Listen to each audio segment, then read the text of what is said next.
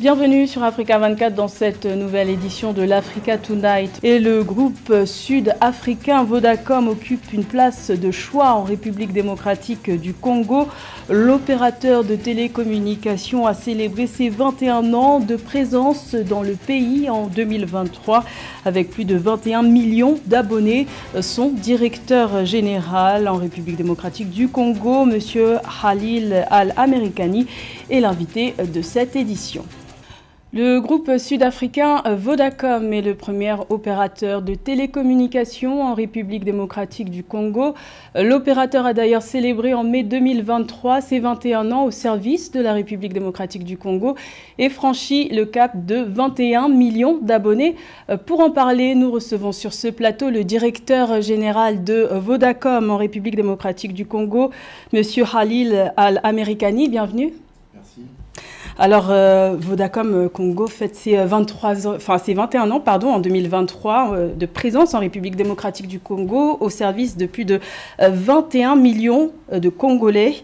Quel regard portez-vous sur l'évolution de l'entreprise et les services apportés à la population? Merci. En fait, Vodacom s'est installé, comme vous l'avez dit, il y a maintenant plus de 20 ans, en fait, nos 21 ans, et ça a été une longue installation. Donc on a bien sûr commencé notre parcours par l'installation de la 2G, puis est venue la 3G, puis la 4G. On s'est installé sur toute l'étendue du territoire, donc on a commencé bien sûr par la capitale, puis les grandes villes, et au fur et à mesure on s'est déployé à l'intérieur du pays pour pouvoir donner de la couverture au-delà des centres purement urbains. On a déployé pour près de 2 milliards de dollars américains. Et aujourd'hui, on a à peu près 3000 sites qui se répartissent sur tout le territoire, donc les 26 provinces de la République, mais également les 145 territoires sur lesquels on opère maintenant depuis une vingtaine d'années. Donc c'est une très belle aventure qui, de mon point de vue, ne fait que commencer, puisque le potentiel reste très important. On est à 50% de taux de pénétration au niveau de la population en GSM. On a encore beaucoup d'opportunités sur la digitalisation. Vous l'avez précisé, sur cette période, vous avez parlé de 2 milliards. Moi, j'ai comme chiffre de plus de 1,7 milliard de dollars déployés sur le territoire. Quelles sont les infrastructures qui permettent de développer Vodacom et quel investissement faites-vous? Donc on a bien sûr tous ce qu'on appelle les centres techniques, que ce soit à Kinshasa, à Lubumbashi, dans l'est du pays, mais également tout le réseau des sites, les sites qui permettent de fournir la couverture réseau, mais également l'infrastructure fibre qui permet de les lier. On a également des infrastructures de connectivité radio, c'est-à-dire des pylônes qui permettent de traverser le pays et de connecter les différents sites à ça. On a bien sûr des bureaux, on a 52 bureaux à travers la République. On a également pas mal de centres commerciaux sur lesquels, un réseau de boutiques commerciales sur lesquelles on a investi. Donc l'investissement se répartit entre la partie technologique, mais également la partie bureau, la partie commerciale. Donc c'est un très bel investissement jusque-là et qu'on continue à améliorer. On doit investir un peu plus de 100 millions de dollars cette année et on a des plans d'investissement sur les années à venir qui vont nous permettre de continuer cette belle aventure de la RDC. Alors la République démocratique du Congo est l'un des pays du continent africain qui détient encore le plus grand écart de connectivité entre les zones rurales et urbaines. Quelle solution propose Vodacom pour garantir un accès plus sûr à Internet dans les zones rurales du pays? En fait, il y a une dizaine d'années déjà, Vodacom avait réalisé à la fois le challenge, mais également l'opportunité pour nos populations rurales. Donc on a déployé depuis 2013 des sites ruraux, qu'on appelle des sites ruraux, qui sont alimentés en énergie solaire. Donc ça permettait de répondre à des défis logistiques, mais également des défis économiques. Et donc on a plus de 800 sites ruraux que l'on avait développés qui permettent aux populations les plus reculées d'avoir la 2G, maintenant la 3G, on espère bientôt la 4G. Donc c'est cette solution qui permet vraiment de les désenclaver, mais également de leur fournir, grâce à la technologie de M-Pesa, leur fournir aussi une inclusion financière. Donc à partir de cette couverture réseau, les gens ont accès aux transactions financières.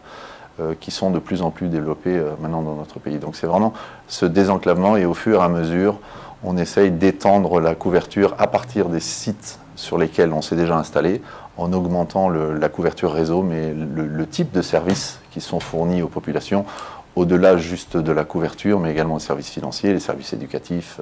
On sait que la République démocratique du Congo a un taux de bancarisation assez faible. Est-ce que la population répond favorablement à votre offre M-Pesa? De plus en plus. La bonne nouvelle, c'est que M-Pesa a été lancé il y a une dizaine d'années, donc maintenant on a plus de 5 millions d'abonnés actifs sur la plateforme M-Pesa. Il y a certains défis qu'il faut relever, notamment la connaissance du système bancaire, mais également toute la partie logistique qui va avec. Et on est très satisfait de voir que M-Pesa, d'année en année, on a des croissances de plus de 30%. On sait que c'est vraiment le type de solutions qui ont été vraiment designées pour l'Afrique, mais aussi pour des pays comme les nôtres, qui font, comme vous l'avez dit, la taille d'un continent, pouvoir faire des transactions d'un bout à l'autre du continent sans avoir le risque de la sécurité, sans avoir le risque du défaut, sans avoir... Donc des transactions qui permettent de sécuriser de façon instantanée des paiements, mais également des transferts entre individus, entre entreprises, et à terme de pouvoir digitaliser l'économie comme on a déjà commencé à le faire dans différents secteurs, que ce soit des secteurs privés mais également publics. Donc Vodacom a développé une technologie 100% verte, vous en avez parlé, en période de grands bouleversements climatiques. Pouvez-vous nous en dire plus sur les solutions développées et quel impact concret ces solutions ont sur le climat et l'environnement? Donc on a, comme je vous disais un petit peu plus tôt, donc on a lancé ces sites ruraux, donc qui ne nécessitent aucun groupe électrogène, aucune émission de carbone liée à la consommation je dirais, de carburants fossiles. On a également, et ce depuis un moment, réduit toute l'utilisation de papier. Le Covid a accéléré la digitalisation dans tout ce qui est processus. Donc il y a beaucoup de réduction de carbone par rapport à ces processus-là. On a également mis en place des systèmes de batteries qui donnent de plus grandes autonomies aux sites pour réduire leur consommation en fossiles.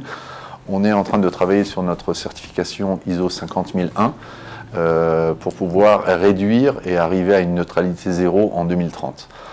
Il n'y a pas une solution en fait, c'est un bouquet de solutions, de process, de procédures et d'optimisation de nos consommations, que ce soit en utilisant des équipements à plus faible consommation, que ce soit en réduisant les temps de fonctionnement, en augmentant les temps de possibilité de fonctionner sur les batteries, en continuant d'inclure le solaire comme on l'avait fait. Donc en fait, c'est plusieurs éléments qui nous permettent d'adresser ça, non pas uniquement sur la partie consommation d'énergie fossile, mais également réduire notre empreinte carbone en réduisant le plastique, en faisant des collectes de déchets, de recyclage.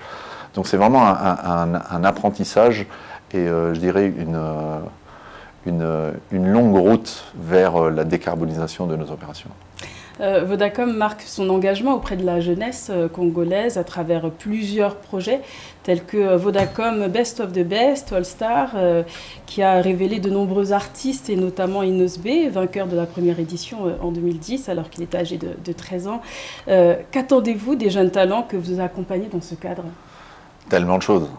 Tellement de choses, je dirais. On a une population qui a majorité à moins de 30 ans, avec des talents incroyables, que ce soit dans la culture musicale, mais également dans le sport, dans l'art en général. On a également des jeunes qui sont extrêmement talentueux dans tout ce qui est entrepreneuriat. Donc oui, je pense que ça fait partie des fiertés de Vodacom d'avoir accompagné, que ce soit la musique, mais le sport également, et le développement des talents en général, puisque c'est la force vive. C'est ça qui va faire changer les choses et pour moi c'est la plus grande richesse du pays, cette jeunesse qui est absolument créative et bouillonnante. C'est une grande fierté. Alors il y a un véritable vivier de la jeunesse congolaise. Est-ce que vous prévoyez de lancer d'autres projets ou d'autres concours en dehors du domaine culturel qui est déjà très exploité dans le pays ? Oui, on a bien sûr toute la partie développement de nos ressources humaines, qui est pour nous quand même un élément clé, que ce soit en interne, mais également développer les ressources humaines en externe. Donc on a eu des partenariats avec des académies pour développer les connaissances digitales de la jeunesse. Donc on a deux divisions qui représentent environ 300 jeunes qui ont été formés sur la programmation, sur le coding, sur les intégrations des API. Et on a une deuxième vague qui a été lancée. Donc on a fait ça avec KDA sur Kinshasa, Lubumbashi et Goma. Mais on a également des programmes qu'on appelle Code Like a Girl, qui permet aussi de mettre les jeunes filles lycéennes en contact la première fois avec les ordinateurs et le monde digital. Et on pense qu'en augmentant les connaissances et les capacités digitales de la jeunesse, on va élever le niveau de compétitivité et de productivité du pays en général. Donc ce sont des programmes sur lesquels on a travaillé depuis des années et sur lesquels on va continuer à travailler et à investir, je dirais, de façon permanente et constante. Merci Monsieur Khalil Al-Amerikani d'avoir répondu à notre invitation. Je rappelle que vous êtes le directeur général de Vodacom en République démocratique du Congo. Merci Madame. Merci. C'était le journal de la rédaction. Merci de l'avoir suivi. L'information continue sur Africa 24.